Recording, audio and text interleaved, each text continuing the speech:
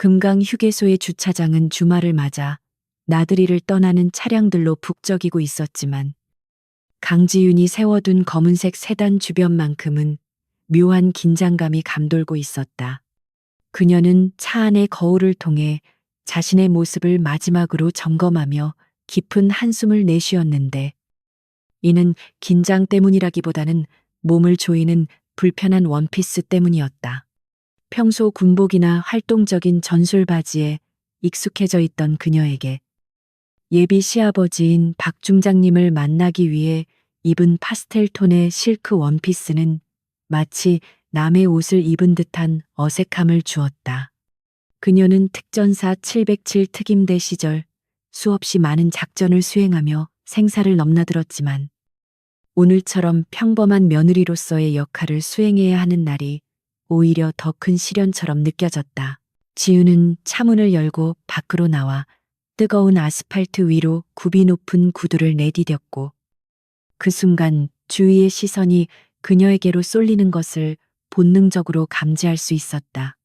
그녀의 외모는 누가 봐도 청초하고 연약해 보이는 미인이었기에 사람들은 그녀가 뿜어내는 기묘한 분위기의 정체를 전혀 눈치채지 못하고 단지 아름다운 여성으로만 바라볼 뿐이었다. 하지만 그녀의 날카로운 눈매는 휴게소 입구 쪽에 무질서하게 주차된 세 대의 검은색 승합차와 그 주위에 모여 담배를 피우고 있는 건장한 사내들을 스캔하고 있었다. 그들은 껄렁한 자세로 지나가는 사람들을 위협하듯 쳐다보고 있었고 그들의 문신과 복장은 그들이 평범한 여행객이 아님을 명백히 드러내고 있었다.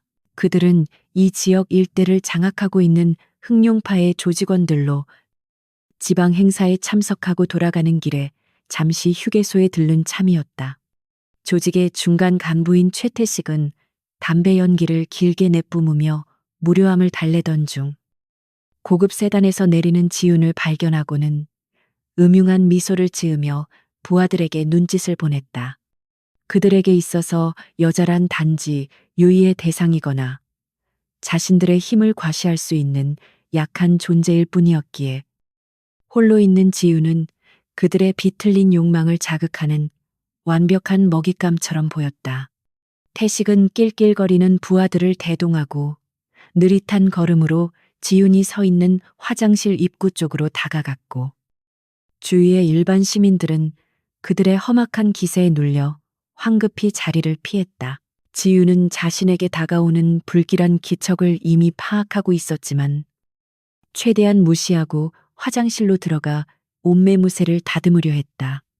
그러나 태식이 그녀의 앞을 가로막으며 내뱉은 말은 그녀의 인내심을 시험하기에 충분했는데 그는 지윤의 위아래를 훑어보며 입에 담기 힘든 저속한 농담을 던졌다. 지윤은 예비 시아버지와의 약속 시간에 늦지 않기 위해 그리고 군인 출신 며느리로서 품위를 지키기 위해 끓어오르는 불쾌함을 억누르며 정중하게 비켜달라고 요청했다. 하지만 그녀의 차분하고 낮은 목소리는 태식과 그 일당들에게는 단지 겁에 질린 여자의 애원처럼 들렸을 뿐이었고 그들은 오히려 더 신이 나서 그녀를 둘러싸기 시작했다. 태식은 지윤의 하얀 피부와 가녀린 어깨를 보며 자신의 권력을 과시하고 싶어 안달이 나 있었고 급기야 손을 뻗어 그녀의 팔을 낚아채듯 잡았다. 지윤의 머릿속에서는 순식간에 경고 신호가 울렸고 수년간 훈련된 반사신경이 근육을 긴장시켰지만 그녀는 마지막으로 한 번 더 참을성을 발휘했다. 그녀는 태식의 눈을 똑바로 쳐다보며 지금 이 손을 놓지 않으면 후회하게 될 것이라고 경고했으나 태식은 코웃음을 치며 지윤의 얼굴에 담배 연기를 뿜어냈다. 주변의 조직원들은 대장의 행동에 환호하며 지윤을 희롱하는 말을 쏟아냈고 휴게소의 다른 이용객들은 멀리서 안타까운 표정으로 지켜볼 뿐 아무도 나서서 도와주려 하지 않았다. 상황이 물리적인 접촉으로 이어지자 지윤의 내면에 잠재되어 있던 707 특임대의 본능이 스위치를 켠 듯 깨어났다. 태식이 그녀의 허리까지 손을 뻗으려던 찰나 지윤의 손이 번개처럼 움직여 태식의 손목을 낚아챘고 이어진 둔탁한 파열음과 함께 태식의 비명소리가 휴게소의 소음을 뚫고 울려 퍼졌다. 그녀는 단순히 손목을 꺾는 것에 그치지 않고 반대쪽 손바닥으로 태식의 턱을 정확하게 타격하여 그를 뒤로 넘어뜨렸다.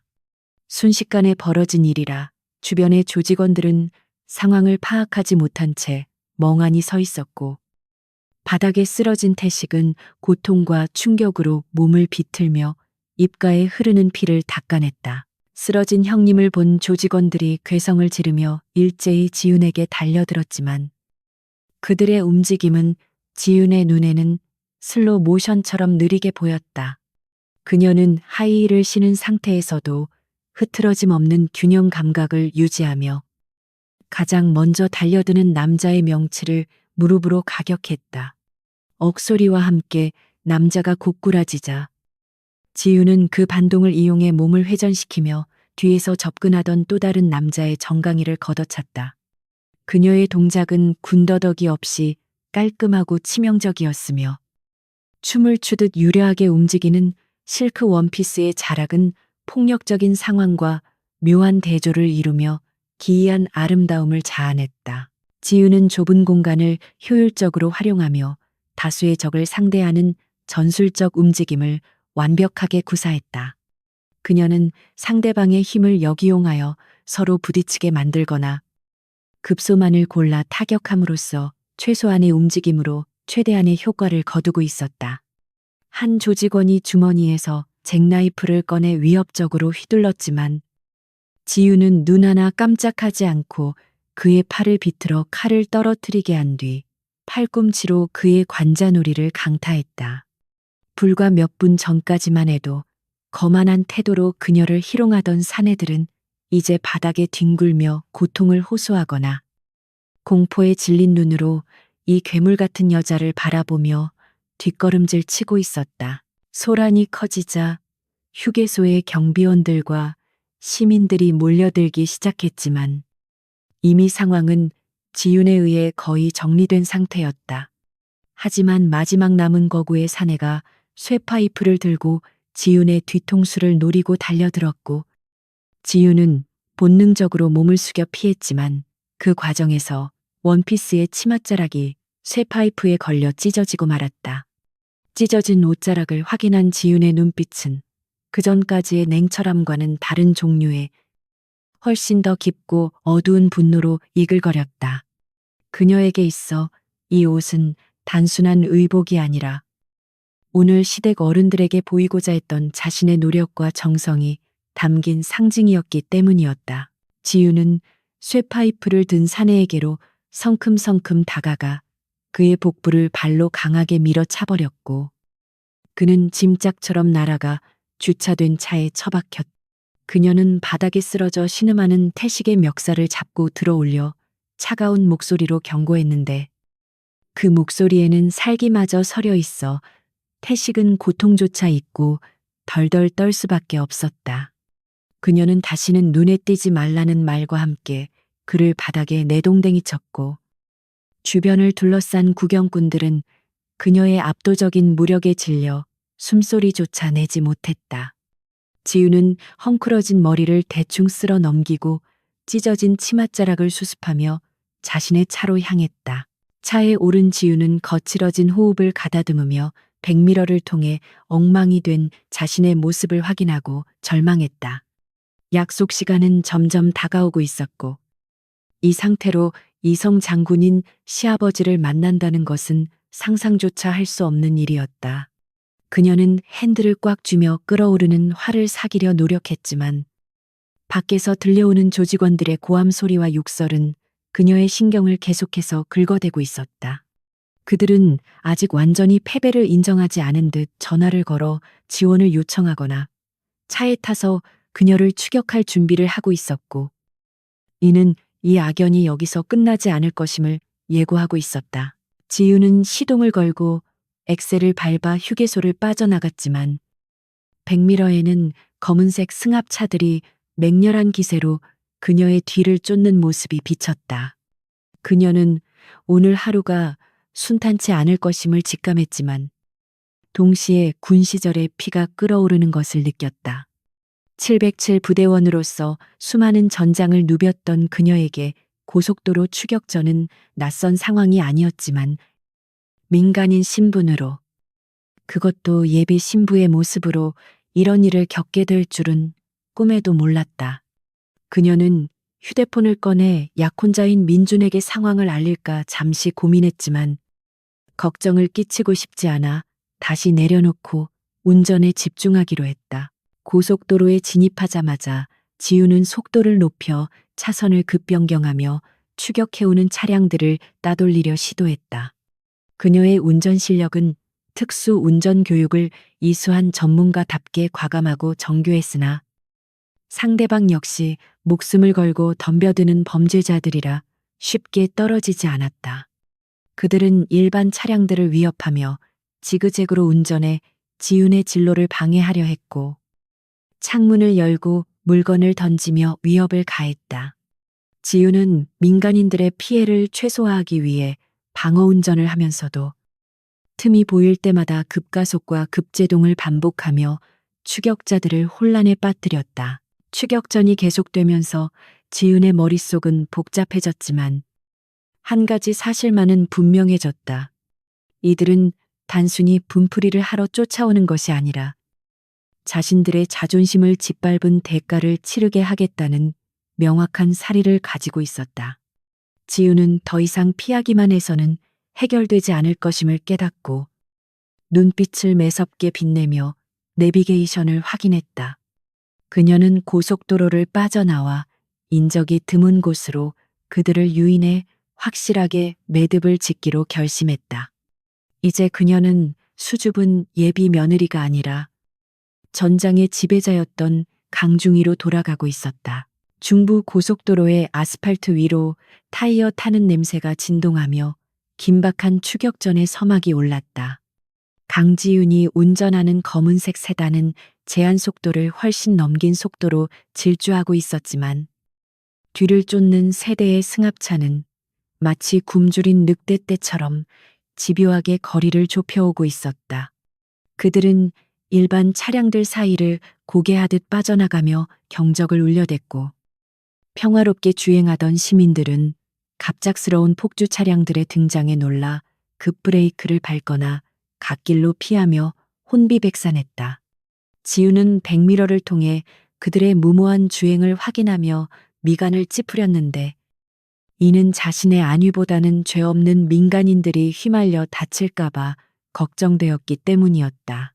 지우는 엑셀러레이터를 밟은 발에 힘을 주며 엔진의 RPM을 한계치까지 끌어올렸고 차체는 비명을 지르듯 굉음을 내며 앞으로 튀어나갔다.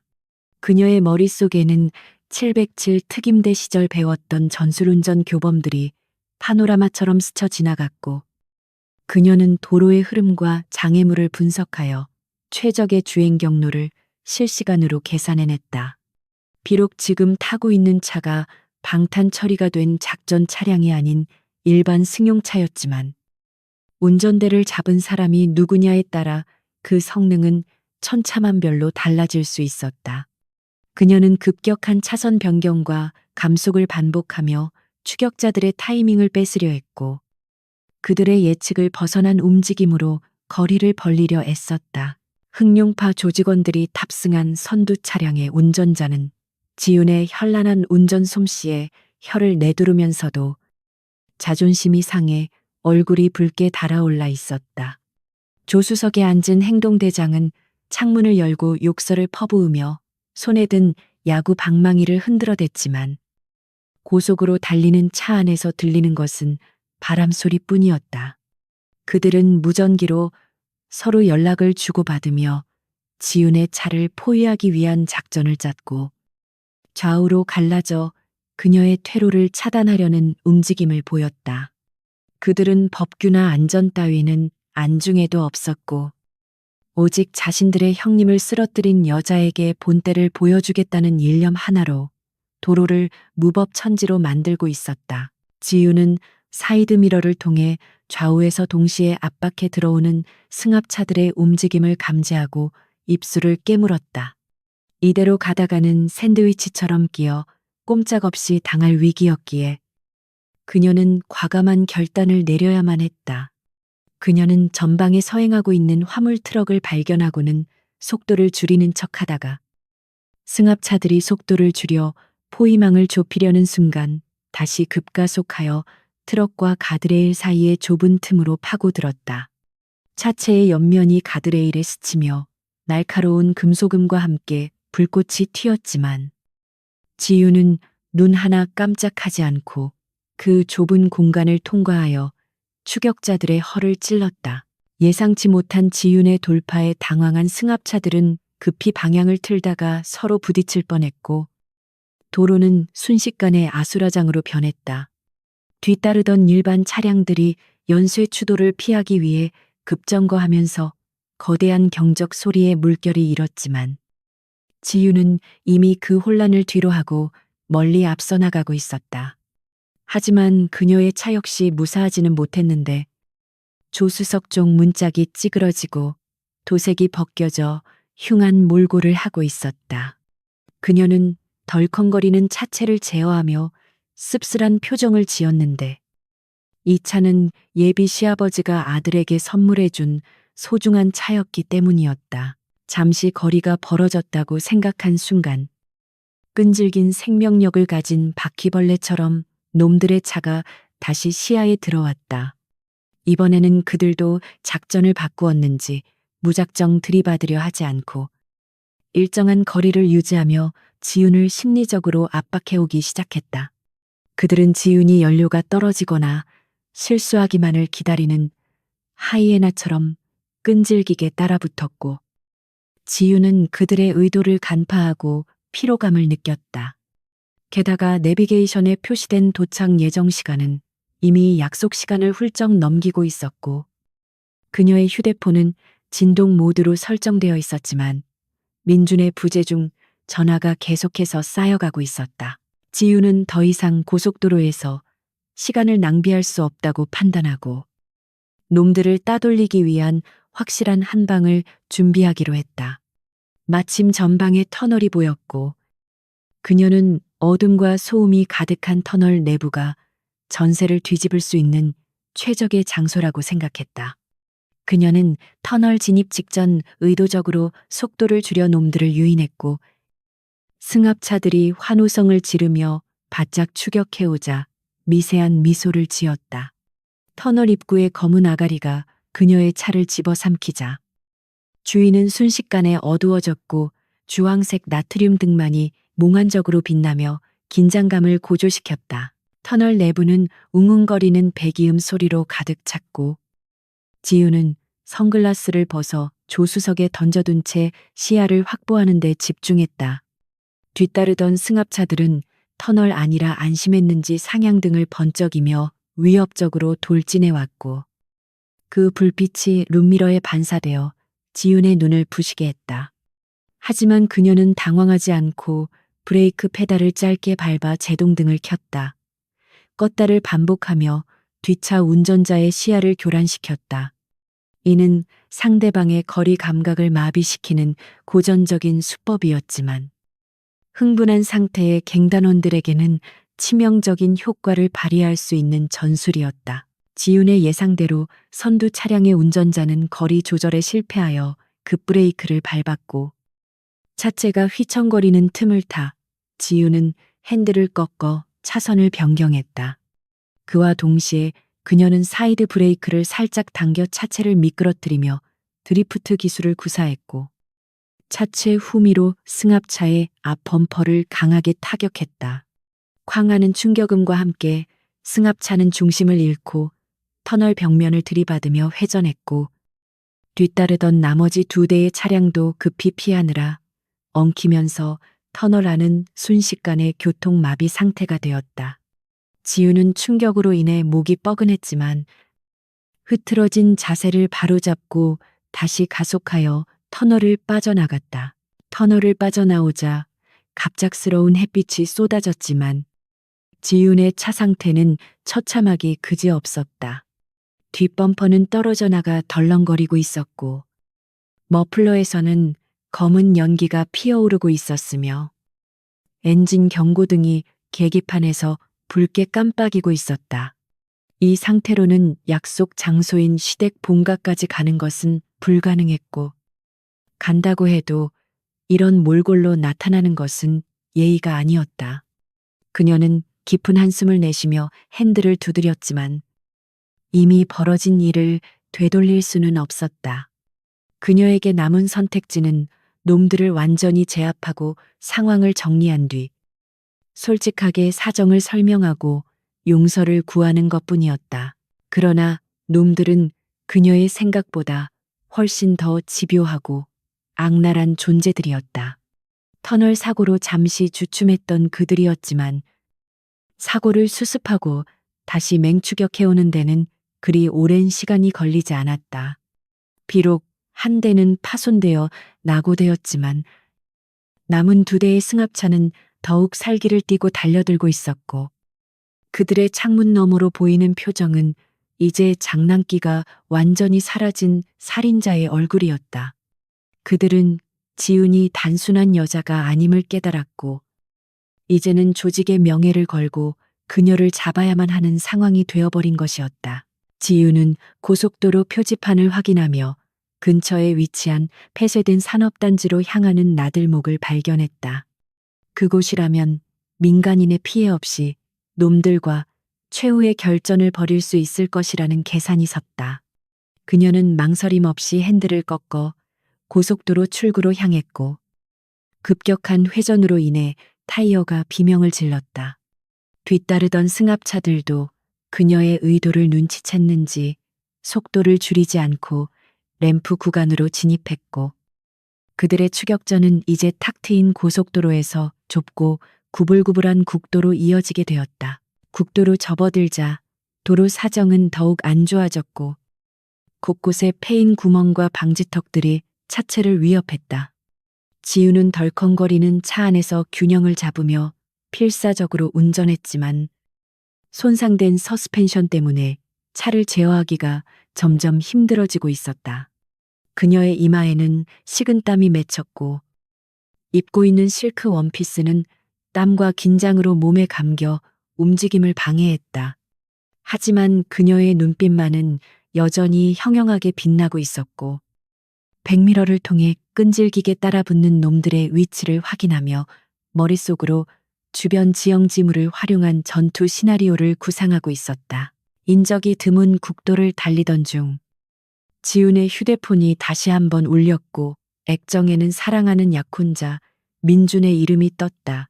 그녀는 잠시 전화를 받을까 고민했지만 지금 상황에서 그의 목소리를 들으면 마음이 약해질 것 같아 꾹 참았다. 대신 그녀는 마음속으로 그에게 짧은 사과를 전하며 반드시 살아서 돌아가겠다고 다짐했다. 그녀는 지금 자신이 싸우고 있는 이유가 단순히 자신의 생존 때문만이 아니라 그와 함께할 미래를 지키기 위함이라는 것을 되새겼다. 이러한 생각은 그녀에게 새로운 힘을 불어넣어 주었고 지친 몸과 마음에 다시금 투지를 불타오르게 했다. 어느새 도로는 황량한 풍경으로 변해 있었고 멀리 잡초가 무성하게 자란 폐공장의 굴뚝들이 눈에 들어왔다. 그곳은 과거 활발했던 산업단지였으나 지금은 개발이 중단되어 범죄의 온상이 되기 쉬운 우범지대였다. 지우는 이곳이 자신의 무덤이 될지 아니면 놈들의 무덤이 될지 알 수 없었지만 적어도 자신이 선택한 전장이라는 점에서 유리한 고지를 점했다고 판단했다. 그녀는 속도를 줄이며 폐공장의 정문을 향해 차를 몰았고 흙먼지가 날리는 비포장도로 위로 들어섰다. 뒤따라온 승합차들은 지훈이 막다른 곳으로 들어갔다고 생각하며 쾌재를 불렀을 것이다. 그들은 경적을 시끄럽게 울리며 승리감에 도취된 듯 속도를 높여 공장 안으로 진입했다. 하지만 그들은 모르고 있었다. 그들이 쫓고 있는 여자가 단순한 사냥감이 아니라 가장 위험한 맹수라는 사실을 말이다. 지우는 공장 마당 한가운데에 차를 급정거시키고 시동을 껐다. 엔진 소리가 멈추자 주위에는 정막이 감돌았고 오직 다가오는 놈들의 차량 소리만이 점점 크게 들려왔다. 지우는 차문을 열고 천천히 밖으로 나왔다.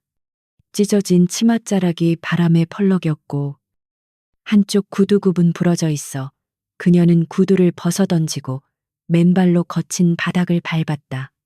뜨거운 흙바닥의 열기가 발바닥을 통해 전해졌지만 그녀는 아랑곳하지 않고 놈들이 들어오는 입구를 응시했다. 그녀의 손에는 무기가 없었지만 그녀의 전신이 곧 흉기이자 무기였다. 그녀는 숨을 깊게 들이마시며 폐 속 깊이 신선한 공기를 채워넣었고 전투 태세로 전환하며 근육의 긴장을 조절했다. 잠시 후 흙먼지를 일으키며 두 대의 승합차가 공장 마당으로 들어와 지윤의 차를 포위하듯 멈춰섰다.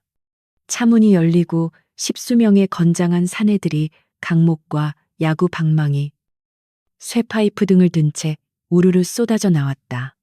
그들은 지윤이 도망가지 않고 서 있는 것을 보고 비릿한 웃음을 흘리며 다가왔다. 그들의 눈에는 지윤이 도간에 든 쥐로 보였겠지만 지윤의 눈에는 그들이 훈련용 더미 인형들로 보일 뿐이었다. 이제 말로 하는 경고의 시간은 끝났고 오직 힘과 힘이 부딪히는 원초적인 시간만이 남아 있었다. 폐공장의 낡은 철문이 바람에 삐걱거리는 소리와 함께 팽팽하게 당겨진 긴장감이 공기 중에 감돌고 있었다. 강지윤을 포위한 10대 명의 사내들은 각자 손에 든 흉기를 거칠게 휘두르며 그녀를 향해 조소 어린 시선을 보내고 있었다.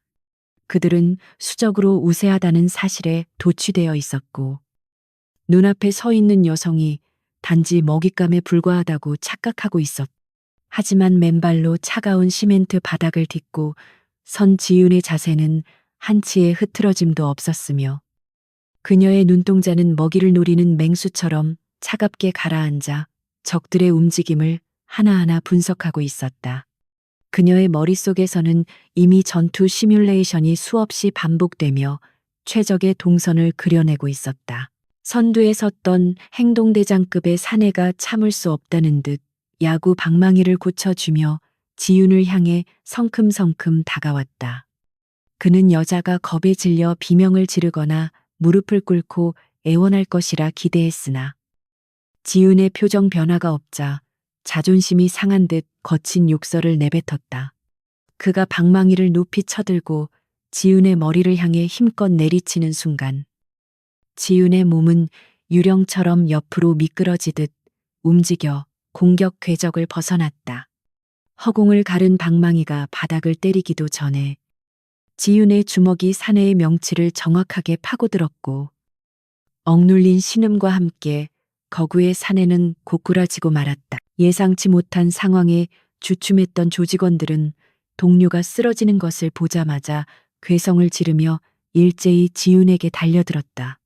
사방에서 날아오는 쇠파이프와 강목의 향연 속에서 지윤은 마치 춤을 추듯 유려한 몸놀림으로 공격을 흘려내며 그들의 빈틈을 파고들었다. 그녀는 707 특임대 시절 익힌 크라브마가와 시스테마를 응용한 실전 무술로 상대의 관절을 꺾거나 급소를 타격하여 단 일격의 전투 불능 상태로 만들었다. 그녀의 손길이 스칠 때마다 뼈가 어긋나는 소름 끼치는 소리와 함께 사내들이 하나둘씩 바닥으로 나뒹굴었고 공장 앞마당은 순식간에 아수라장으로 변했다. 하지만 적들의 숫자가 너무 많았기에 지윤은 개방된 공간에서의 싸움이 불리하다고 판단하고 전술적인 후퇴를 감행했다. 그녀는 쓰러진 조직원의 몸을 방패 삼아 쏟아지는 공격을 막아낸 뒤 잽싸게 몸을 돌려 폐공장 건물 내부로 뛰어들어갔다. 어둠이 짙게 깔린 공장 내부는 복잡한 구조물과 기계들이 널려 있어 다수의 적을 분산시키고 각계 격파하기에 최적의 장소였다. 놈들은 지윤이 도망친다고 생각하고는 승기를 잡았다는 듯 환호성을 지르며 우르르 그녀의 뒤를 쫓아 건물 안으로 난입했다. 공장 내부는 깨진 창문 틈으로 들어오는 희미한 빛만이 먼지와 함께 부유하고 있었고 곳곳에 녹슨 철골 구조물들이 기괴한 그림자를 만들어내고 있었다. 지우는 어둠 속에 몸을 숨긴 채 호흡을 죽이고 시끄러운 발소리를 내며 다가오는 적들의 위치를 소리로 파악했다.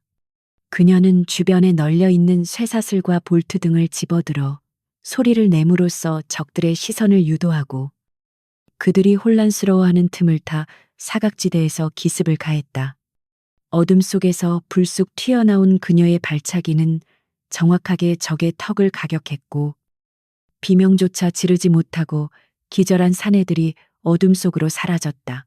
조직원들은 보이지 않는 적에 대한 공포로 점차 위축되기 시작했고 서로 뭉쳐 다니며 허공에 대고 흉기를 휘둘러댔다.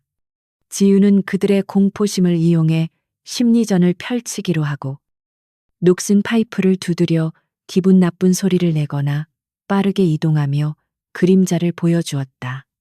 신경이 곤두선 조직원 중 한 명이 실수로 동료를 공격하는 사태가 벌어졌고 그로 인해 그들 사이에는 불신과 혼란이 싹트기 시작했다. 지우는 이 기회를 놓치지 않고 2층 난간에서 뛰어내려 가장 뒤쪽에 있던 두 명의 머리를 서로 부딪히게 하여 순식간에 제압했다. 전투가 길어질수록 지훈의 체력도 조금씩 바닥을 드러내고 있었고 찢어진 원피스 사이로 드러난 피부에는 긁힌 상처와 멍자국이 늘어가고 있었다. 하지만 그녀의 정신력은 오히려 더욱 날카롭게 벼려지고 있었으며 예비 시아버지와 남편이 될 민준의 얼굴을 떠올리며 버티고 있었다. 그녀는 자신이 여기서 쓰러진다면 단순히 목숨을 잃는 것뿐만 아니라 군인으로서의 명예와 사랑하는 사람들의 자부심까지 잃게 될 것임을 잘 알고 있었다. 그녀는 바닥에 떨어진 쇠파이프 하나를 집어들고 남은 적들을 향해 천천히 걸어가며 무언의 압박을 가했다. 이제 남은 조직원은 대여섯 명에 불과했고 그들은 공포에 질려 뒷걸음질 치면서도 마지막 발악을 준비하고 있었다.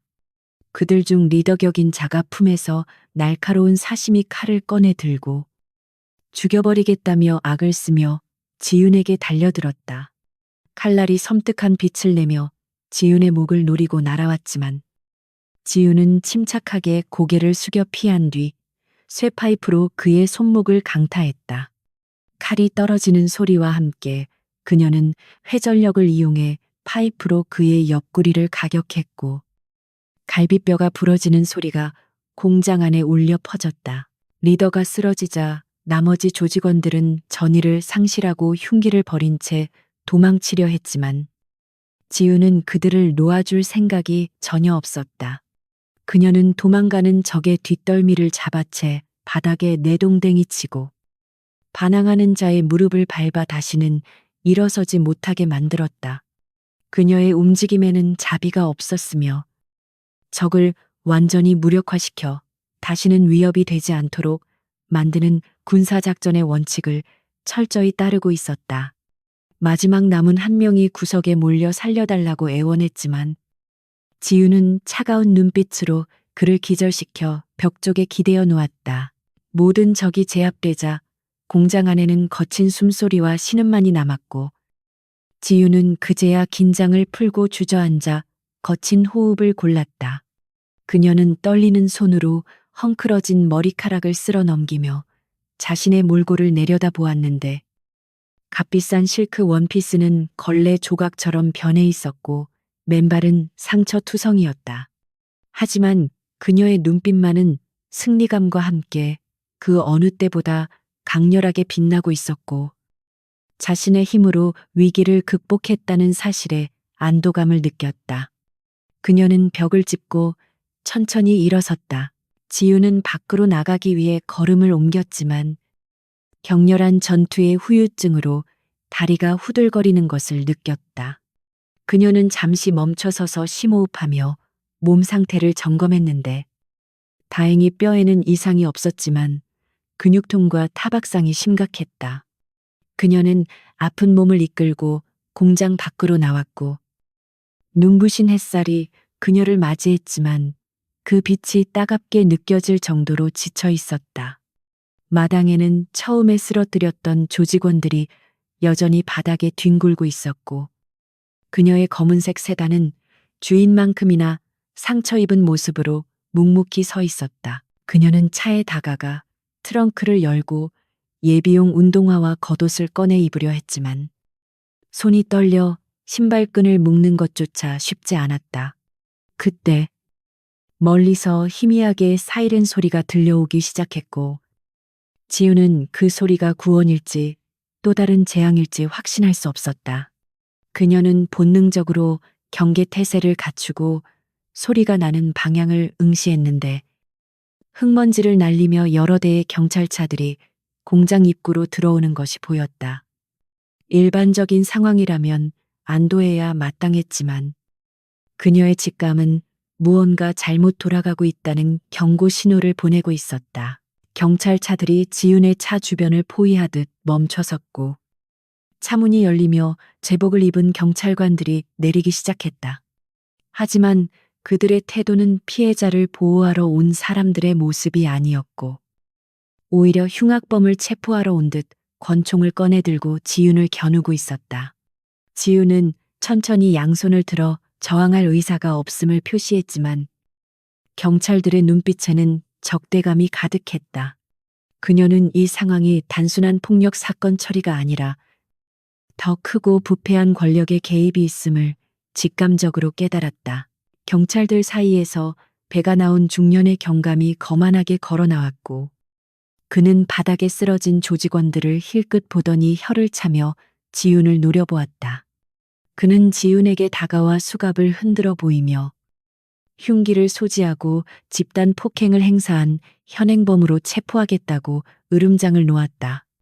지윤은 자신이 피해자이며 정당 방위였음을 주장하려 했으나 경감은 그녀의 말을 무시하고 강제로 손목을 낚아채 수갑을 채웠다. 차가운 금속이 손목을 조여오자 지윤은 억울함보다는 이 썩어빠진 시스템에 대한 분노가 치밀어 오르는 것을 느꼈다. 지윤은 경찰차 뒷좌석에 거칠게 밀어 넣어졌고 차창 밖으로 보이는 경감은 흑룡파 조직원 중 의식이 있는 자와 은밀한 눈빛을 교환하고 있었다. 그것은 명백한 유착 관계를 보여주는 증거였고 지윤은 자신이 호랑이 굴에서 피한 뒤 늑대 소굴로 끌려가고 있음을 뼈저리게 느꼈다. 하지만 그녀는 절망하지 않았고 오히려 냉철하게 상황을 반전시킬 카드를 머릿속으로 계산하기 시작했다.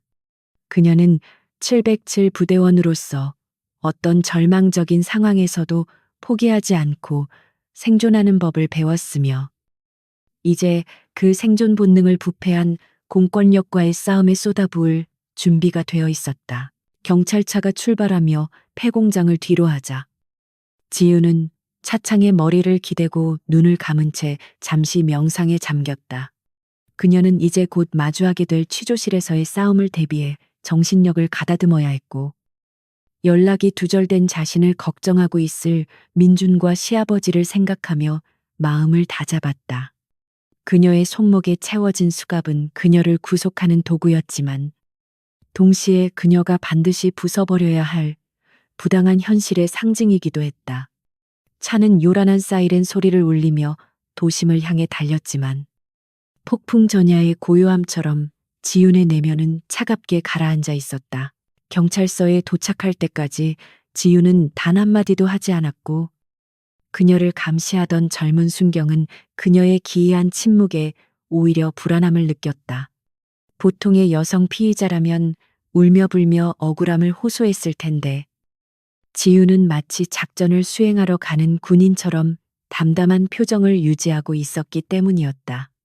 창밖으로 스쳐 지나가는 풍경들을 바라보며 지윤은 자신이 군복을 벗고 사회로 나왔지만 세상은 여전히 전쟁터와 다를 바 없다는 씁쓸한 진리를 다시 한번 확인했다.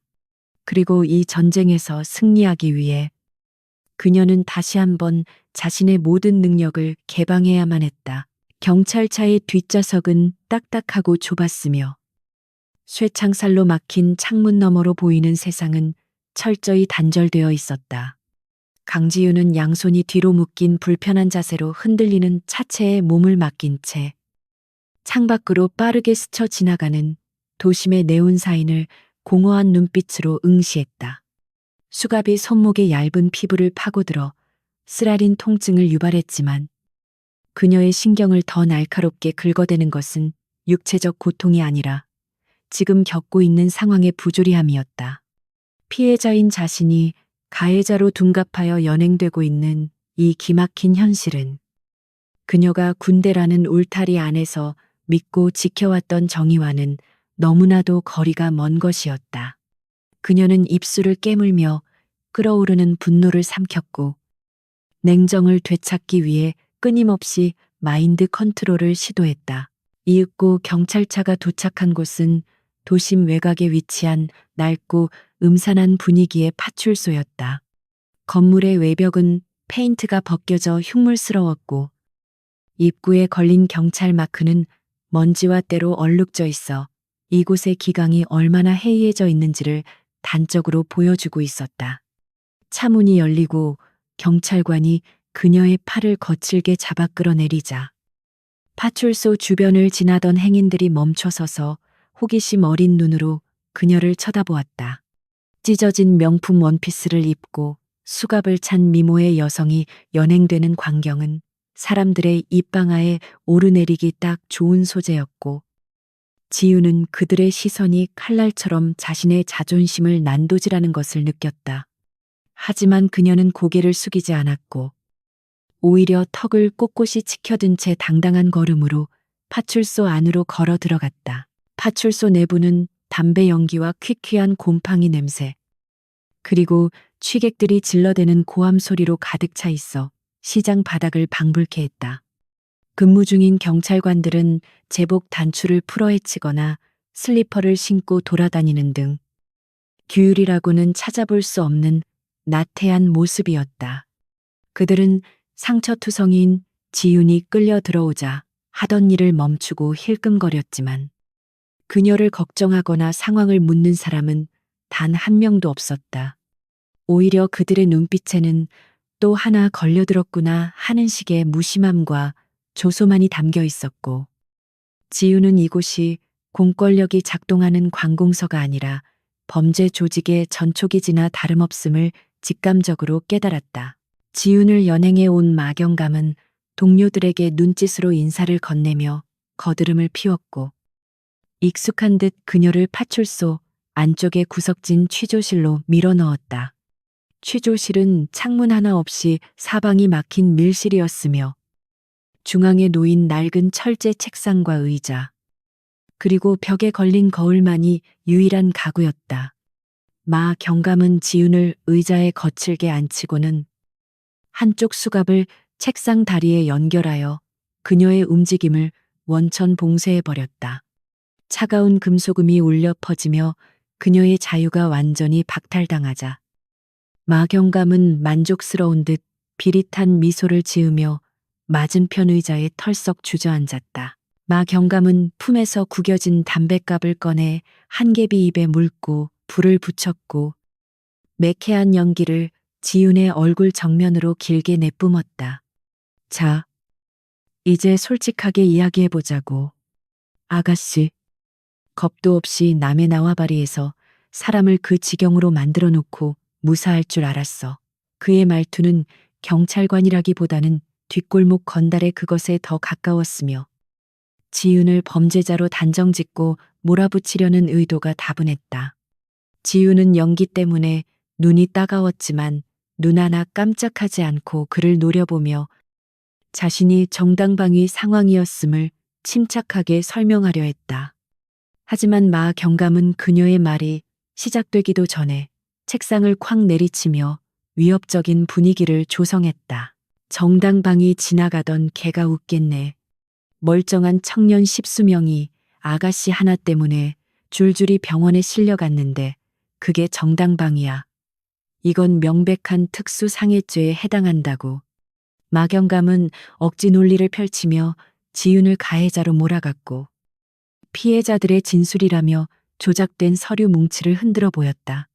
지우는 그가 말하는 청년들이 흉기를 든 조직 폭력배들이라는 사실을 지적하며 CCTV 확인을 요구했지만 마 경감은 코웃음을 치며 묵살해 버렸다. CCTV 공교롭게도 그쪽 지역 CCTV가 며칠 전부터 고장이 나서 말이야. 증거가 없는데 어쩌나 그의 뻔뻔스러운 태도는 이미 이 사건을 어떻게 처리할지 시나리오가 완벽하게 짜여 있음을 시사하고 있었다. 그때 마 경감은 책상 위에 놓인 지훈의 핸드백을 뒤집어 소지품을 쏟아부었고 그 중에서 립스틱, 지갑, 그리고 쉴 새 없이 진동하고 있는 휴대폰을 골라냈다.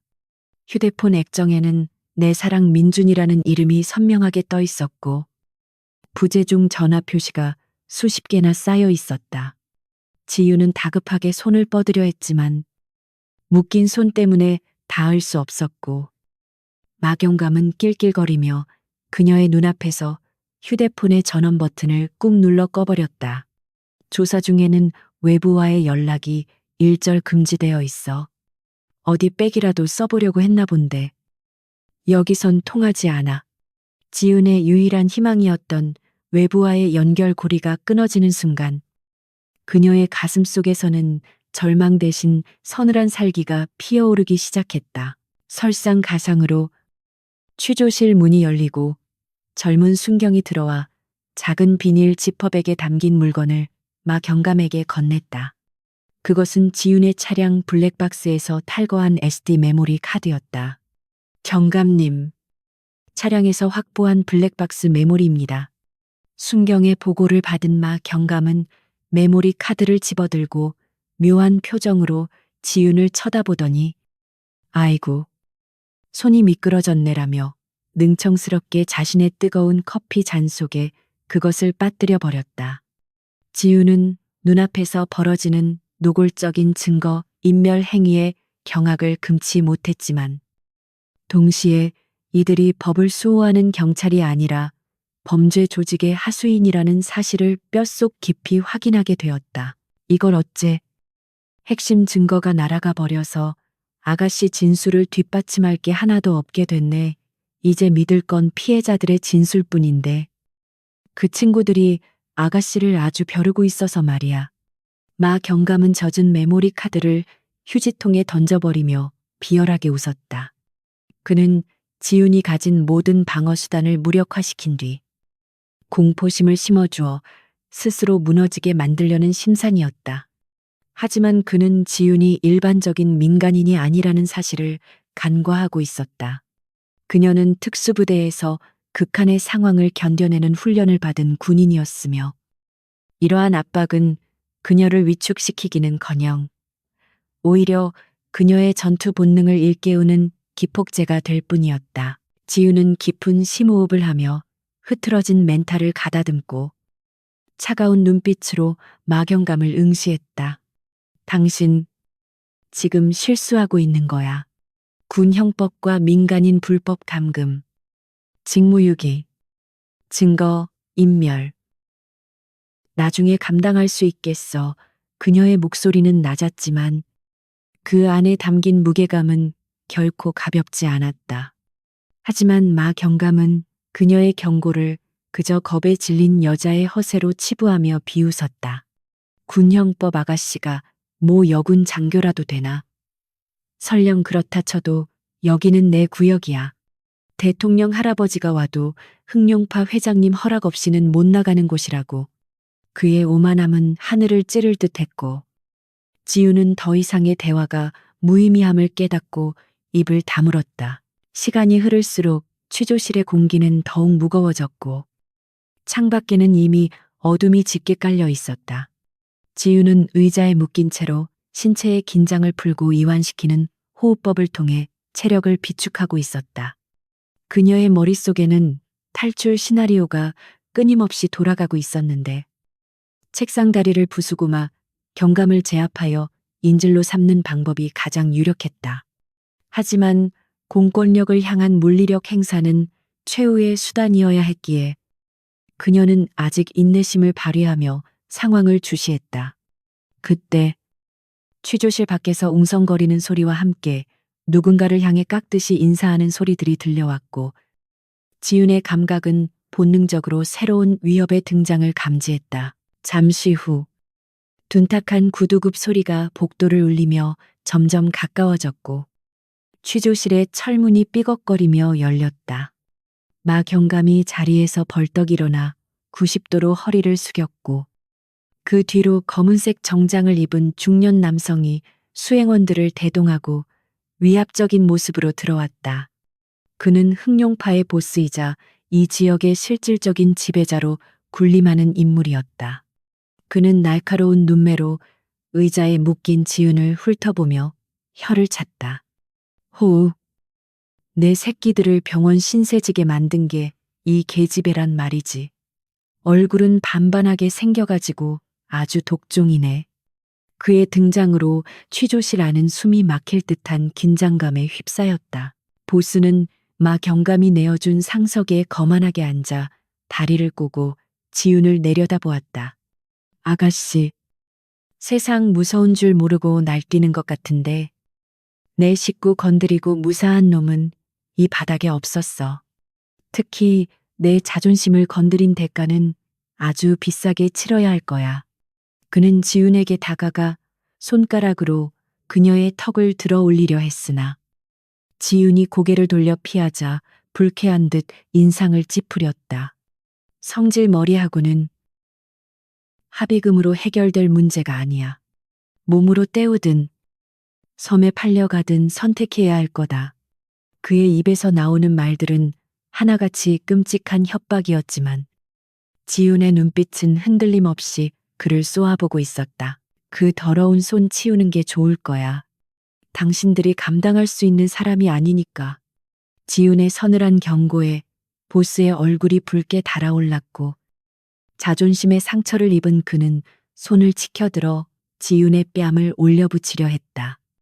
마, 경감은 말리기는커녕 블라인드를 내리며 밖에서 안을 볼 수 없게 만들었고 공권력의 비호 아래 사적 제재가 벌어지기 직전에 일촉즉발 상황이었다.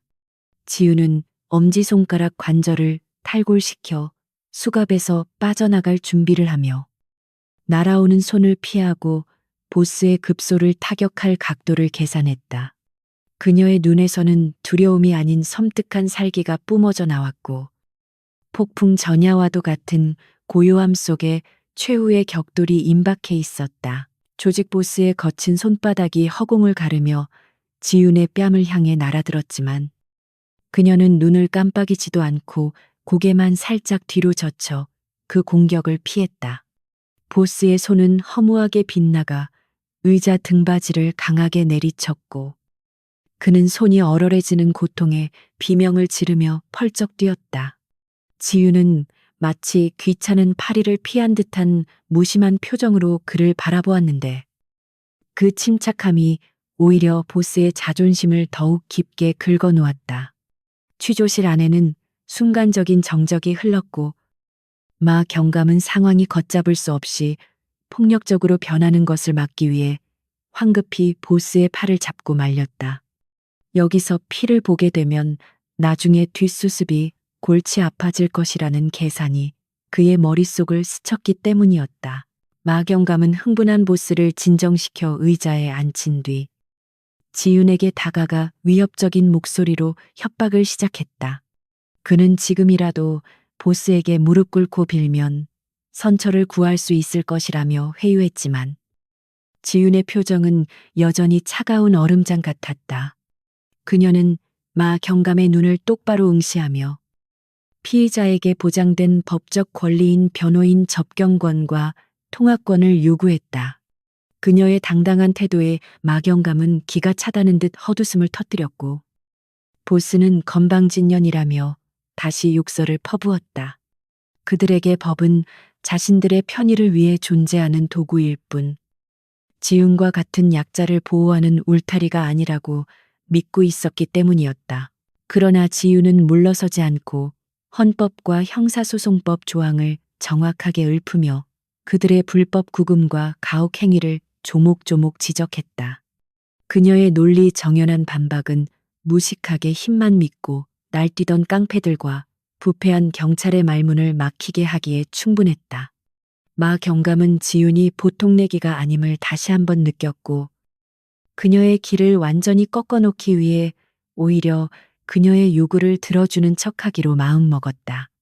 어차피 전화 한 통 한다고 해서 이 상황이 바뀔 리 없다고 확신했기에 그녀가 절망적인 현실을 깨닫고 스스로 무너지는 꼴을 보고 싶었던 것이다.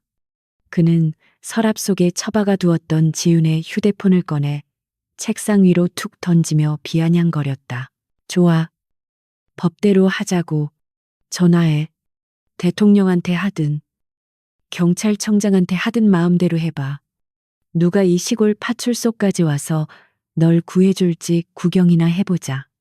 마 경감의 허락이 떨어지자 지우는 묶인 손을 힘들게 움직여 휴대폰을 집어들었다. 손목에 채워진 수갑이 덜그럭거리며 그녀의 움직임을 방해했지만 그녀는 침착하게 전원 버튼을 누르고 패턴을 풀었다. 부재중 전화 알림이 화면을 가득 채우고 있었지만 그녀는 망설임 없이 단축번호 1번을 길게 눌러 약혼자 민준에게 전화를 걸었다. 신호음이 가는 동안 그녀의 심장은 긴장으로 쿵쿵 뛰었지만 목소리만큼은 흔들리지 않도록 가다듬었다. 한편 시내의 고급 한정식집 별실에서는 육군 제2작전 사령부 소속 박용철 중장이 초조한 표정으로 시계를 들여다보고 있었다. 30년 군 생활 동안 산전수전을 다 겪은 그였지만 오늘은 예비 며느리를 처음 만나는 자리라 묘하게 긴장하고 있었다.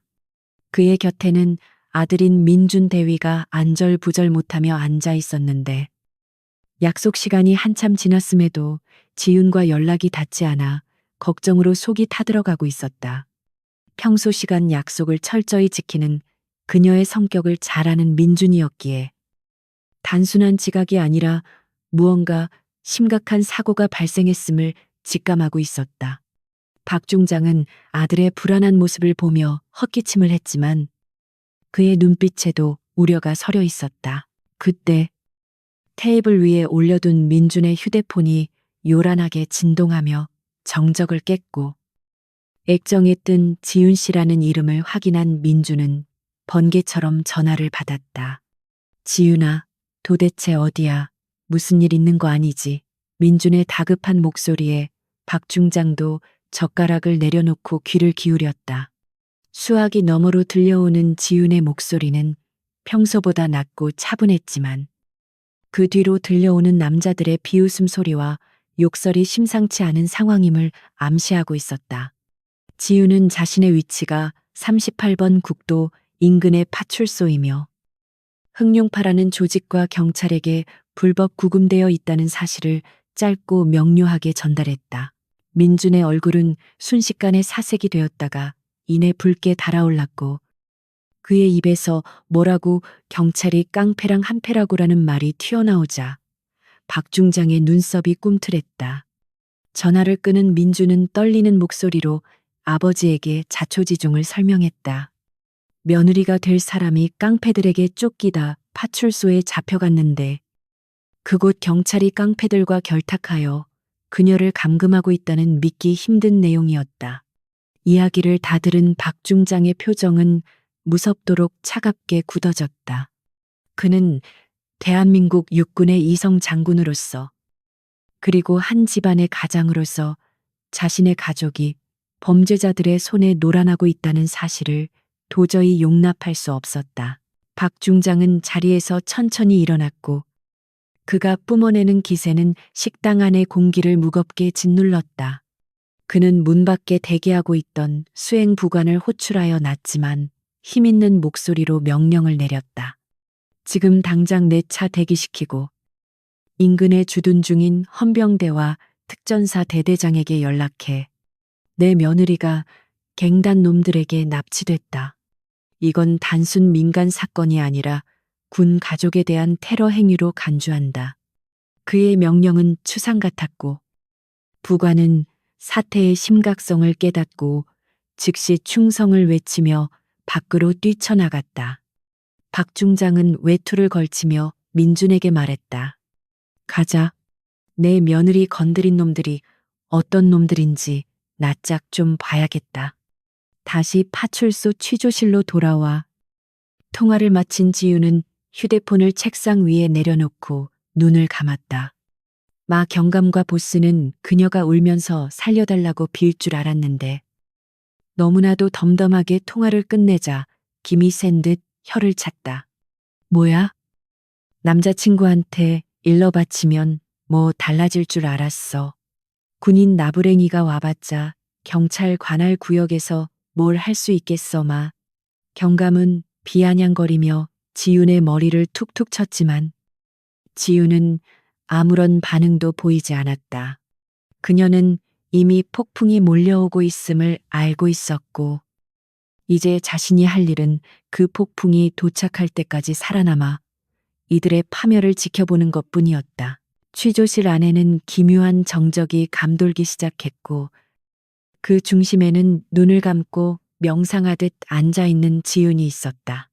그녀의 침묵은 마경감과 보스를 점점 불편하게 만들었는데 그것은 체념에서 나오는 침묵이 아니라 폭발 직전의 고요함처럼 느껴졌기 때문이었다. 보스는 애써 불안감을 감추기 위해 부하들에게 농담을 던지며 낄낄거렸지만 그 웃음소리는 공허하게 울릴 뿐이었다.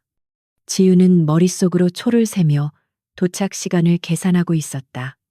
특수부대 출신인 그녀는 군의 대응 매뉴얼과 이동 속도를 누구보다 잘 알고 있었고 이제 그들에게 남은 시간은 채 30분도 되지 않았다.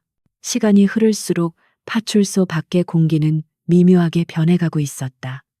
멀리서 들려오는 헬기의 프로펠러 소리가 밤하늘을 가르기 시작했고 도로 위에는 육중한 군용 트럭들의 엔진 소리가 진동처럼 깔리고 있었다.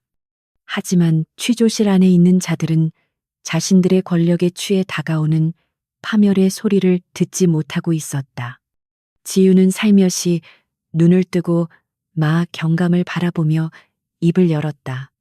당신, 제복 입은 거 후회하게 될 거야. 아주 많이. 그녀의 말은 저주라기보다는 예언에 가까웠고 그 눈빛에 압도된 마경감은 자신도 모르게 뒷걸음질을 쳤다. 갑자기 파출소 입구 쪽에서 소란스러운 소리가 들려왔다. 당직을 서던 순경이 당황한 목소리로 무전을 치는 소리. 누군가가 문을 거칠게 두드리는 소리가 연이어 들렸다. 마경감은 인상을 찌푸리며 어떤 놈이 밤중에 행패하라고 소리치며 취조실 문을 열고 나갔다. 그러나 그가 밖으로 나가는 순간 그의 눈앞에 펼쳐진 광경은 상상을 초월하는 것이었다. 파출소 앞마당은 이미 중무장한 헌병대와 특전사 요원들에 의해 완전히 포위되어 있었고 눈부신 서치라이트가 파출소 건물을 대낮처럼 밝히고 있었다. 그것은 단순한 공권력의 출동이 아니라 전쟁을 방불케 하는 군사작전의 시작이었다. 마 경감이 얼어붙은 채 서 있는 사이 검은색 세단 한 대가 경찰 저지선을 뚫고 파출소 바로 앞까지 미끄러져 들어왔다. 운전석에서 내린 부관이 뒷문을 열자 정복을 갖춰 입은 박용철 중장이 지휘봉을 들고 천천히 차에서 내렸다. 그의 어깨에 달린 두 개의 별이 서치라이트 빛을 받아 번쩍였고 그 뒤를 이어 전투복을 입은 민준이 살기등등한 표정으로 내렸다. 박 중장은 파출소 간판을 올려다보며 나직하게 그러나 모두가 들을 수 있을 만큼 또렷하게 말했다. 이 쥐새끼 같은 놈들이 감히 대한민국 장군의 며느리를 건드려 이 파출소장 당장 튀어나오라고 해. 그의 호통은 밤하늘을 찢을 듯 우렁찼고 썩어 빠진 공권력의 심장부를 정조준하고 있었다. 파출소 앞마당은 군용 트럭과 헌병대 차량들이 내뿜는 헤드라이트 불빛으로 인해 대낮처럼 환하게 밝혀져 있었고 그 빛은 비리와 부패로 얼룩진 파출소 내부의 어둠을 몰아내려는 성스러운 정화의 빛처럼 느껴졌다. 무장한 헌병대원들은 이미 건물을 완전히 포위하고 주요 출입구를 통제하고 있었으며 그들의 절도 있는 움직임과 차가운 표정은 이곳에 있는 경찰관들에게 극도의 공포감을 심어주기에 충분했다.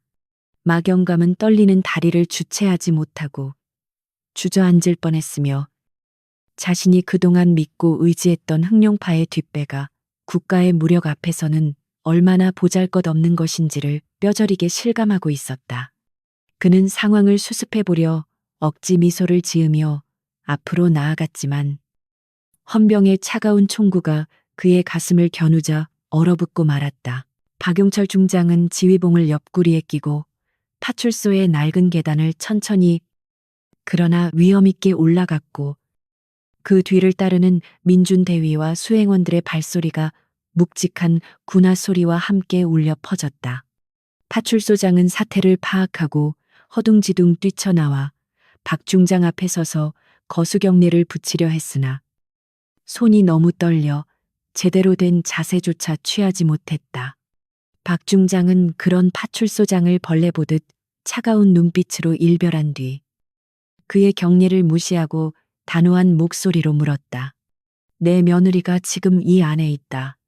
자네들이 깡패들과 작당하고 가둬둔 그 사람이 바로 내 가족이란 말이다. 문 열어. 그의 목소리는 낮았지만 그 안에 담긴 분노의 무게는 파출소 전체를 짓눌렀다. 파출소장이 더듬거리며 변명을 늘어놓으려 했지만 민주는 더 이상 참지 못하고 앞으로 나서서 취조실 문을 발로 강하게 걷어찼다. 쾅하는 굉음과 함께 잠금 장치가 부서져 나갔고 철문이 활짝 열리며 취조실 내부의 광경이 적나라하게 드러났다. 의자에 묶여있는 지윤의 모습은 처참했는데 찢어진 원피스와 헝클어진 머리카락 그리고 얼굴과 팔다리에 난 상처들이 그녀가 겪었을 고초를 말해주고 있었다. 민주는 사랑하는 연인의 상처 입은 모습을 보자마자 이성이 끊어지는 듯한 고통과 분노를 느꼈고 당장이라도 달려가 그녀를 안아주고 싶은 충동과 저들을 죽여버리고 싶은 사레가 동시에 솟구쳤다. 취조실 안에 있던 흑룡파 보스와 조직원들은 갑작스러운 군인들의 난입에 당황하여 자리에서 벌떡 일어났으나 상황 파악이 덜 된 상태였다. 보스는 여전히 자신이 이 구역의 왕이라고 착각하고 있었기에 민준이 들어오자마자 인상을 찌푸리며 고함을 질러댔다. 뭐야? 이 군발이 새끼들은 여기가 어디라고 함부로 문을 부수고 들어와 니들 상관 데려오라고 해. 그의 무식하고 오만한 외침은 박 중장이 취조실 안으로 들어서는 순간 싸늘한 침묵으로 바뀌었다. 보스는 박 중장의 어깨에 달린 두 개의 별을 보고도 그것이 무엇을 의미하는지 즉시 깨닫지 못했지만 본능적으로 느껴지는 압도적인 기세에 주춤하며 뒷걸음질 쳤다. 박 중장은 지윤의 상태를 확인하고는 눈과 근육을 떨며 끓어오르는 화를 억누르려 애썼다.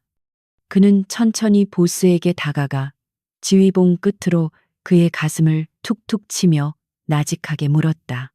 자네가 내 며느리 얼굴에 손을 대려 했다는 그놈인가 아주 용감하군. 전시 상황이었으면 즉결 처분감이야.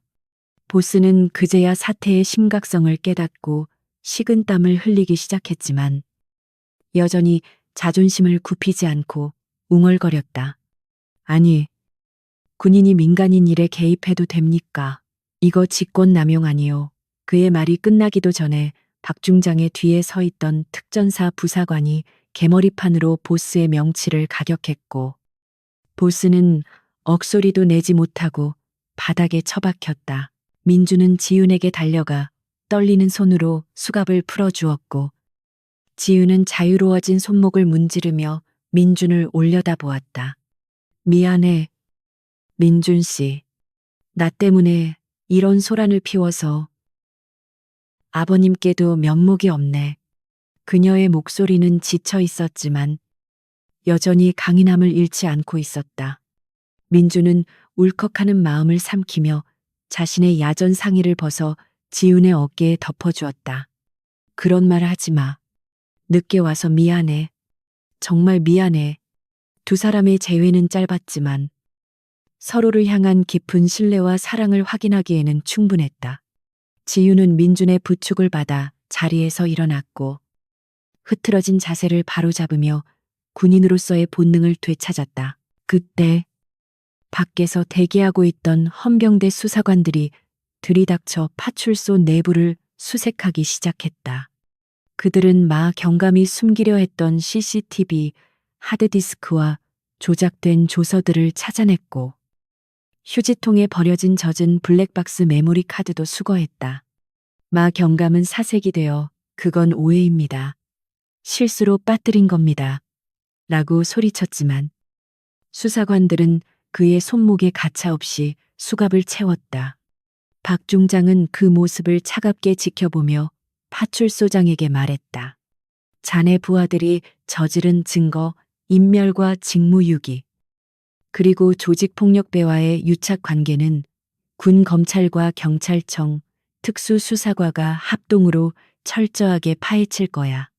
옷 벗을 준비하게. 바닥에 쓰러져 있던 흑룡파 보스는 고통을 참으며 고개를 들었고 지훈을 노려보며 도끼 어린 목소리로 중얼거렸다.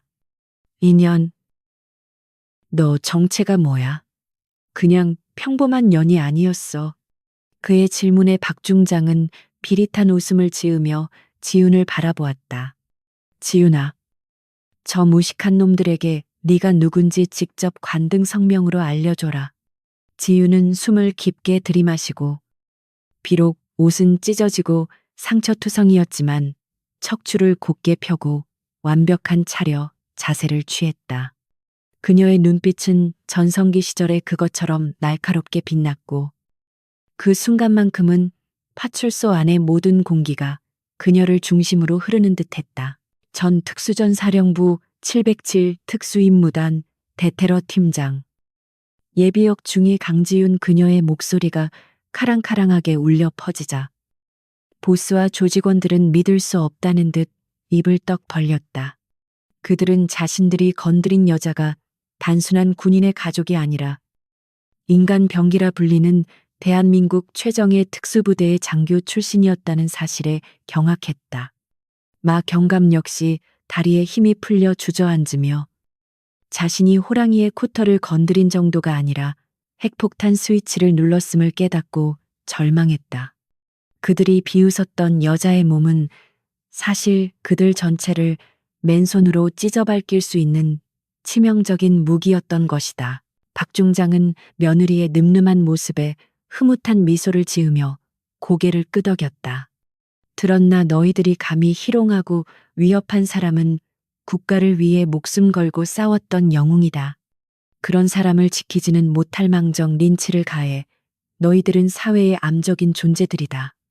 박 중장의 일갈의 헌병들은 조직원들을 짐짝처럼 끌어내기 시작했고 그들은 비명을 지르며 끌려나갔다. 파출소 밖에는 이미 소문을 듣고 몰려온 마을 주민들이 그 광경을 지켜보고 있었고 평소 흑룡파에게 괴롭힘을 당했던 사람들은 군인들이 깡패들을 제압하는 모습에 환호성을 지르며 박수를 보냈다. 상황이 정리되자 박 중장은 지훈에게 다가가 그녀의 헝클어진 머리를 조심스럽게 쓰다듬어 주었다. 많이 놀랐을 텐데 침착하게 잘 대처했다. 네가 내 며느리라는 게 자랑스럽구나. 무뚝뚝한 장군의 따뜻한 위로에 지훈은 참았던 눈물이 핑 도는 것을 느꼈다. 그녀는 혼자서 모든 공포와 모멸감을 견뎌내야 했던 시간들이 떠올라 울컥했지만 시아버지 앞이라 꾹 참으며 미소로 답했다. 감사합니다. 아버님, 첫인상부터 이런 꼴을 보여드려서 죄송합니다. 박 중장은 호탕하게 웃으며 고개를 저었다. 허허, 이보다 더 강렬하고 멋진 첫인상이 어디 있겠냐. 우리 집안에 딱 맞는 며느리가 들어왔어. 민주는 지훈의 어깨를 감싸 안으며 밖으로 에스코트했고 세 사람은 헌병들의 호의를 받으며 파출소를 빠져나갔다. 밤 공기는 차가웠지만 지훈의 마음은 그 어느 때보다 따뜻하고 든든했다. 그녀는 민준의 손을 꼭 잡으며 자신이 이제 혼자가 아니라 강력한 아군들로 이루어진 새로운 가족의 일원이 되었음을 실감했다. 파출소 마당에 세워진 지훈의 망가진 차는 견인차에 의해 옮겨지고 있었고, 박 중장은 자신의 관용차 뒷문을 직접 열어주며 지훈을 태웠다.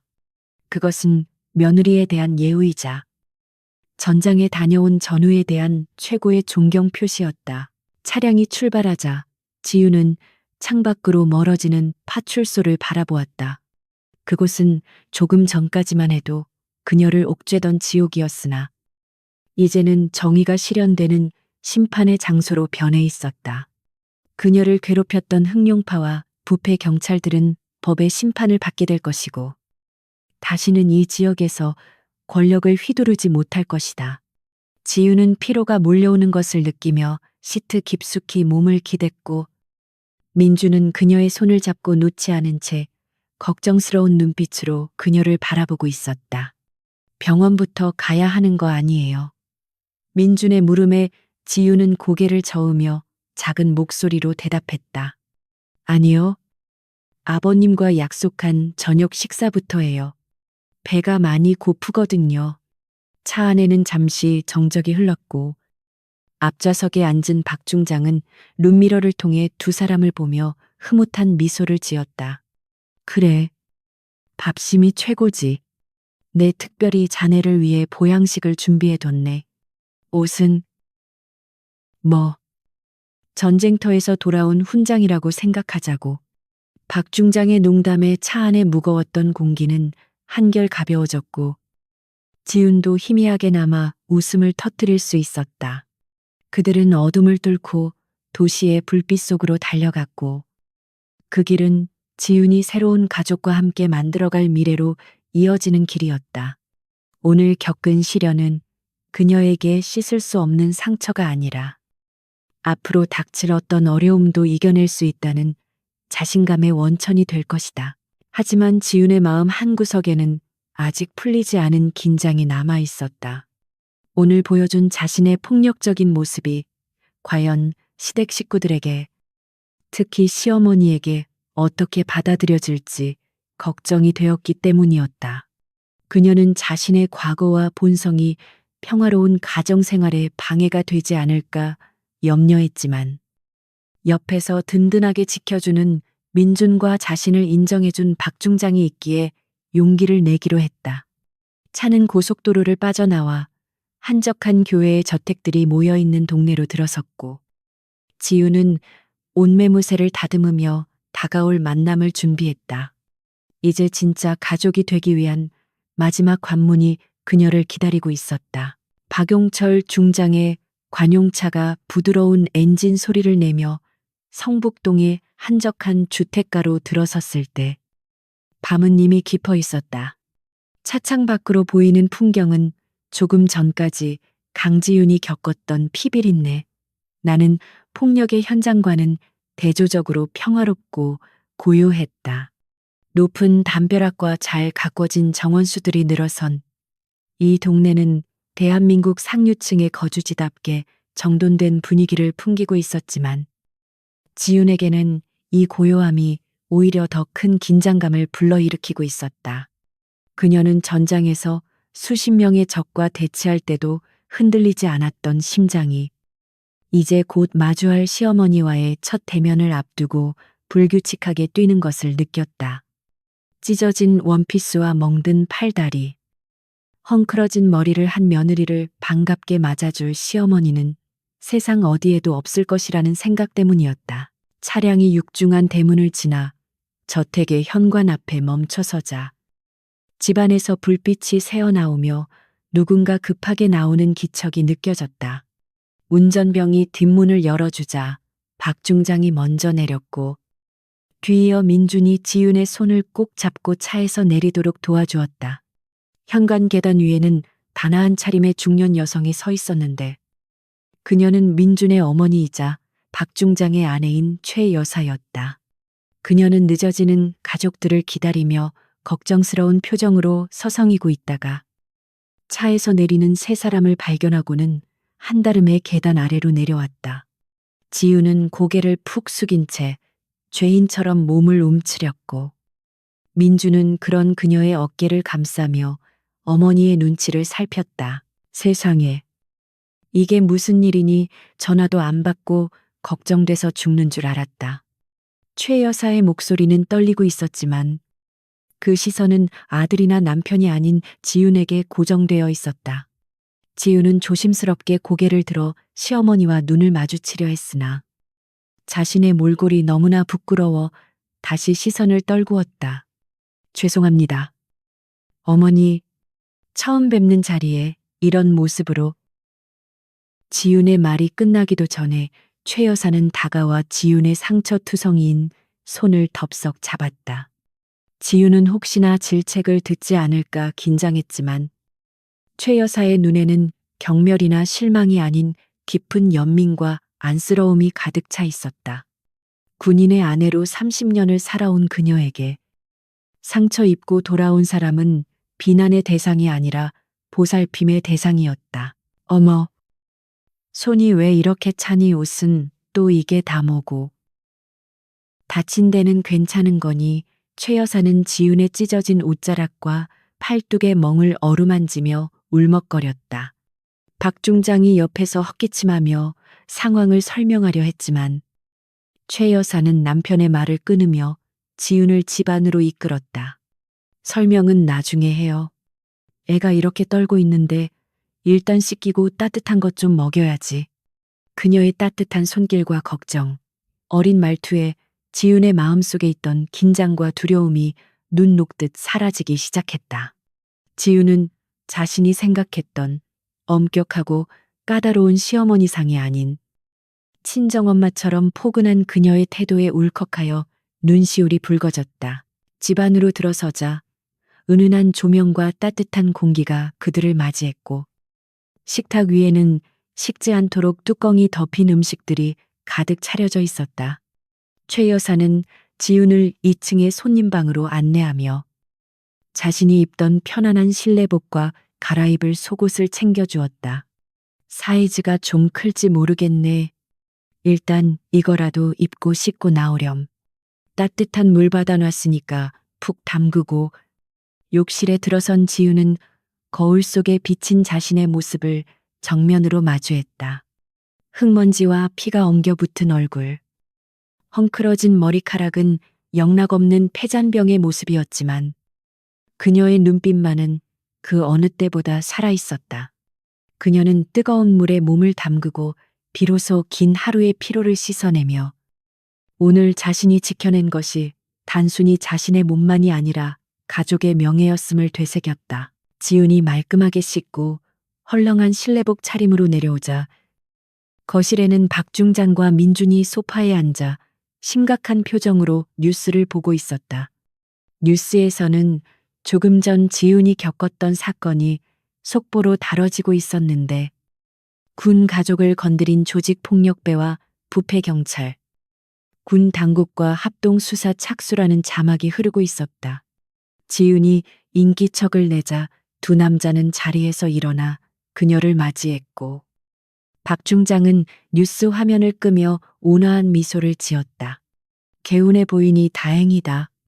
배고플 텐데 얼른 앉자. 식탁에는 갈비찜과 잡채, 그리고 따뜻한 국이 김을 모락모락 피우며 지윤을 기다리고 있었고 그 소박하지만 정성스러운 밥상은 지윤에게 그 어떤 훈장보다 값진 위로로 다가왔다. 식사가 시작되자 어색했던 분위기는 금세 화기애애하게 변했다. 박 중장은 지윤에게 고기 반찬을 올려주며 아까 파출소에서 보여준 지윤의 기백과 관등 성명을 대던 모습이 얼마나 훌륭했는지 무용담처럼 늘어놓았다. 내가 수십 년 군 생활을 했지만 내 며느리가 그렇게 늠름한 군인일 줄은 몰랐다. 민준이 녀석이 사람 보는 눈은 확실히 있구만. 박 중장의 칭찬에 민준은 쑥스러운 듯 머리를 극적였고 최 여사는 놀란 눈으로 지윤을 바라보며 물었다. 네가 특전사 출신이라더니 정말이니 그 험한 훈련을 다 받고. 정말 대단하구나. 시부모님의 반응은 지윤이 걱정했던 여자가 너무 기가 세다는 편견이 아니라 강하고 듬직하다는 인정이었다. 지윤은 숟가락을 든 채 잠시 먹먹한 감동에 잠겼다. 그녀는 전역 후 사회에 나오면서 자신의 군 경력이 며느리로서 흠이 될까봐 숨기거나 축소하려 노력해 왔었다. 하지만 이 가족 안에서 그녀의 과거와 능력은 숨겨야 할 치부가 아니라 자랑스러운 자산으로 받아들여지고 있었다. 그녀는 비로소 자신이 억지로 조신한 며느리를 연기할 필요가 없음을, 있는 그대로의 강지윤으로도 충분히 사랑받을 수 있음을 깨달았다. 민주는 식탁 아래로 지윤의 손을 살며시 잡으며 속삭였다. 내가 말했잖아. 우리 부모님은 당신의 진짜 모습을 더 좋아하실 거라고. 그의 말은 사실이었고, 지윤은 그제야 마음 편히 웃으며 식사를 이어갈 수 있었다. 식사가 끝나고 과일을 먹으며 담소를 나누던 중, 박 중장은 진지한 표정으로 지윤에게 물었다. 지윤아, 앞으로의 계획은 어떻게 되느냐? 전역하고 나서 많이 허전했을 텐데. 지윤은 잠시 생각에 잠겼다가 또렷한 눈빛으로 대답했다. 네, 아버님. 사실 오늘 일을 겪으면서 다시 한번 느꼈습니다. 제가 가진 능력을 단순히 저를 지키는 데만 쓰는 것이 아니라 누군가를 보호하고 돕는 일에 쓰고 싶습니다. 민간 보안 전문가나 경호 관련 일을 해볼까 생각 중입니다. 그녀의 대답에 박 중장은 고개를 끄덕이며 전폭적인 지지를 약속했다. 좋은 생각이다. 네 재능을 썩히기엔 너무 아깝지. 네가 무슨 일을 하든 우리 가족은 너를 응원할 거다. 그날 밤, 지유는 민준의 방이 아닌 손님방 침대에 누워 창밖의 달을 바라보며 깊은 잠에 들었다. 꿈속에서 그녀는 더 이상 쫓기거나 싸우지 않았고 드넓은 들판을 민준과 함께 평화롭게 걷고 있었다. 다음 날 아침, 경찰청과 국방부의 합동 브리핑을 통해 금강 휴게소 사건과 관련된 흑룡파 조직원 전원과 비리 경찰관들이 구속되었다는 소식이 전해졌다. 여론은 용감한 시민, 비록 전직 특수부대원이었지만 이 거대 범죄 조직을 일망타진했다는 사실에 열광했고 지윤의 신원은 철저히 보호되었지만 그녀의 활약상은 전설처럼 사람들 입에 오르내렸다. 정의는 실현되었고 그녀의 일상은 다시 평온을 되찾았다. 몇 달 후 서울의 한 호텔 웨딩홀에서는 성대한 결혼식이 열렸다. 순백의 웨딩드레스를 입은 강지윤은 눈부시게 아름다웠는데 그녀의 등과 팔에 희미하게 남은 흉터들은 얇은 베일 아래서 오히려 그녀의 강인한 삶을 증명하는 훈장처럼 빛나고 있었다. 하객석에는 군복을 입은 박 중장의 동료 장성들과 민준의 부대원들, 그리고 지윤의 옛 707 전우들이 섞여 있어 독특하고 위험 있는 분위기를 자아냈다. 신랑 입장이 시작되자 민준은 씩씩하게 걸어 들어왔고 뒤이어 지윤이 아버지의 손을 잡고 버진 로드에 들어서자 우레와 같은 박수와 환호가 터져나왔다.